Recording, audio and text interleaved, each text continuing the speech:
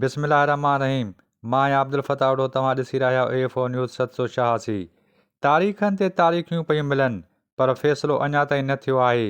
इहा ॻाल्हि GDA जे मरकज़ी अॻवान ऐं नेशनल पीपल्स पार्टी जे सरबराह ग़ुलाम मुर्तज़ा जतोई ॾोकिरी ऐं बॉर्डर थाणनि ते दाख़िल केसनि जे सिलसिले में पंहिंजे वकीलनि सां गॾिजी लाड़काणे जी फर्स्ट एडिशनल एंड सेशन जज जी अदालत में पेश थियण बाद मीडिया सां ॻाल्हाईंदे कई। ग़ुलाम मुर्तज़ा ख़ान जतोई वधीक चयो त तारीख़ जे मथां तारीख़ूं आहिनि ऐं शायदि स्ट्रेटेजी इहा ई आहे त हिन सरकारी वकीलनि जी त हिनखे तारीख़ूं मिलनि ऐं हीअ थकिजी पवनि। जिथे किथे इहा ई सूरत हाल आहे। नौशहरे में बि तारीख़ूं आहिनि, हिते बि तारीख़ूं आहिनि।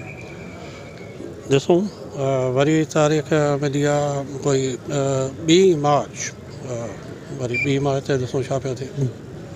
आर्ग्यूमेंट पूरा थी विया आहिनि, केस पूरो थी वियो आहे, बाक़ी फ़ैसिलो अचिणो आहे। ॾिसूं कहिड़ो फ़ैसिलो थिए। मुल्की सूरत मां हिन जॻह इहा मां नौशहरे में ॻाल्हि चई चुको आहियां त वरी रिपीटेशन थी वेंदी आहे। सर छा ॻाल्हि आहे? बिल्कुलु आहे त सियासी न, बाक़ी छा आहे। मां का ॿकरी चोरियूं कयूं आहिनि, मां का मोटरसाइकिल चोरी कई आहे, मां फरूं कयूं आहिनि पेट्रोल पंप ते, पुलिस ते फायरिंग कई आहे। इहे सभु सियासी केस आहिनि।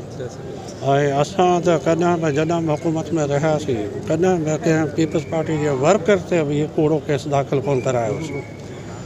पर हर कंहिंजी पंहिंजी ज़हनियत आहे, माण्हू पंहिंजी ज़हनियत खां मजबूर आहिनि, पर असां पंहिंजे असूलनि खां मजबूर आहियूं। अलाह ख़ैर कंदो।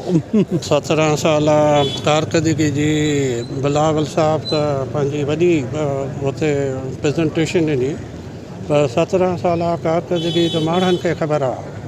मां सम्झां थो जेका सिंध जी बर्बादी तबाही हिन 17 सालनि में थी आहे उहा पोइ 50 साल में कोन थी आहे। 50 साल लॻंदा आहिनि सॼे सिस्टम खे ठीकु करण में। हाणे सूरत हाल अहिड़ी आहे जो माण्हू एॾा बेज़ार आहिनि पीपल्स पार्टी जे तर्ज़ हुकुमरानी खां, ऐं जंहिं तरीक़े सां उहे माण्हू खे पीड़े रहिया आहिनि।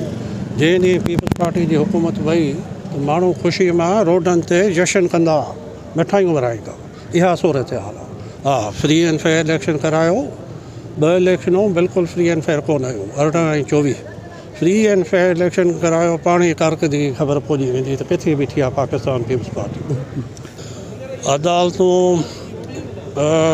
मां शुरू खां चवां थो त 70% जजिस सही कमु कनि पिया, 30% जजिस कंप्रोमाइज़ थी विया आहिनि, या इन्फ्लुएंस में अची विया आहिनि, या कंप्रोमाइज़ आहिनि, या जेको आहे दबाव में आहिनि, सही फ़ैसिला कोन था करे सघनि।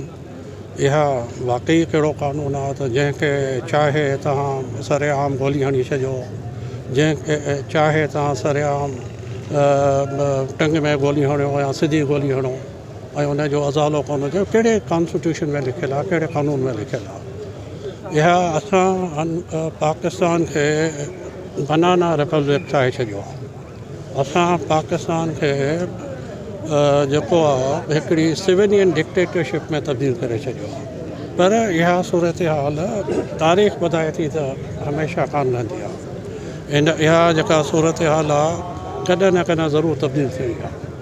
ऐं माण्हू तव्हां अवाम जे मथां ज़ुल्म, जबर, कूड़ियूं एफआरियूं, पुलिस मुक़ाबलनि जे ज़ोर ते हुकूमत नथा करे सघो। इहा वक़्ती थी सघे थी, इहो परमानेंट कोन्हे।